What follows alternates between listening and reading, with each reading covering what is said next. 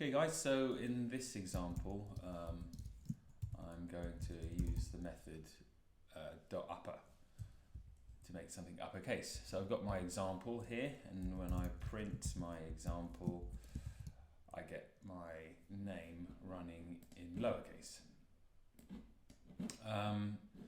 So let's see how the .upper works. If I print this in upper, I have to put in some parentheses. I run that again.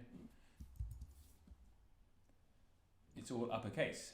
So now we need to combine our skills and use the left and right equivalents in Python. So I'm going to do some string manipulation, and I'm going to just use the first letter. So this is going to show me the start at the beginning, the first character is an nil, and now I can make that uppercase as we've done before. So now I'm just making the first letter uppercase, and then I can glue on the variable. Obviously I've got to get rid of that first S, so that's going to be square brackets.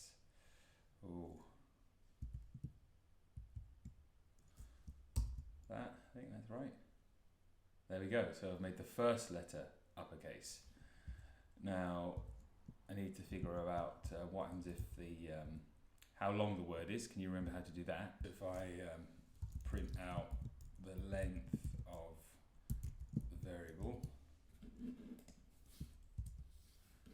it's 6 characters long, so I could do some, if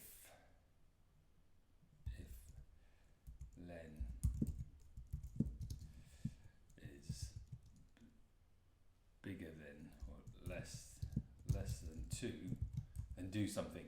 So there's your additional check if it's long enough to do the parsing with. Okay, hope that's enough.